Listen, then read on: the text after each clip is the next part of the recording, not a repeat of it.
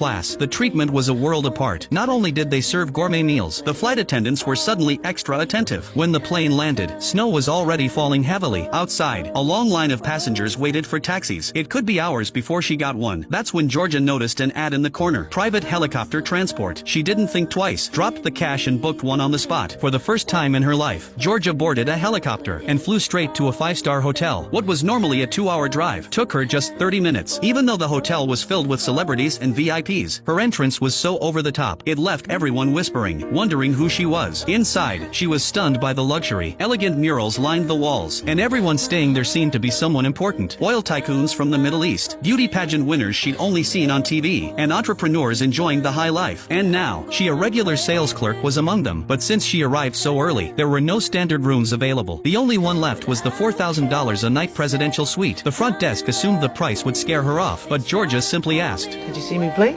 Hearing she was taking the suite, the hotel manager rushed out to greet her. Georgia, wanting to tip like a real rich person, had no idea how much was appropriate, so she just stuffed all the bills in her hand into the bellhop's pocket. The poor guy broke into a cold sweat, refusing to take more than a single note. Looking out from her room, the snow-capped mountains behind the hotel took her breath away. What world was I living in? Georgia looked like a woman of wealth, but the truth would shock you. She was just a regular department store saleswoman. She worked hard, brought in solid numbers for the company, but her salary hadn't changed in 20 years. She got the same paycheck every month, used coupons to buy discounted groceries. Also, she could save for the dreams she had written in her notebook. If she had one joy in life, it was cooking. She loved food. Every night after work, she'd recreate dishes from cooking shows, exactly as shown, but she never ate them. She gave them to the neighbors' kids to try, while she ate bland salads to lose weight. Then one day during a checkup, the doctor gave her devastating news. She had a terminal illness. She didn't believe it. She went for a second opinion, even brought in a panel of specialists, but the diagnosis didn't change. She had only 3 weeks left to live. Worse yet, her health insurance wouldn't cover the $350,000 surgery. Georgia said she would sue, but they just handed her a contract, hundreds of pages long, with enough fine print to make her head spin. It was all in there what they would and wouldn't pay for. She could barely read through any of it. The news crushed her. After saving every penny her entire life, she still hadn't crossed off a single item from her dream list. She hadn't tasted the food she always wanted to try, hadn't visited the places she longed to see. The weight of all those regrets broke her. She couldn't understand. She had lived her life honestly. Why did something like this have to happen to her? Maybe it was anger. Maybe it was courage born from despair. But the next day, she made a decision. She wasn't going to waste her life savings on a surgery. She was going to spend every last cent and finally live. So she marched straight into her boss's office and did something she had always dreamed of. She fired him, but her boss didn't take her seriously. Before she could even speak,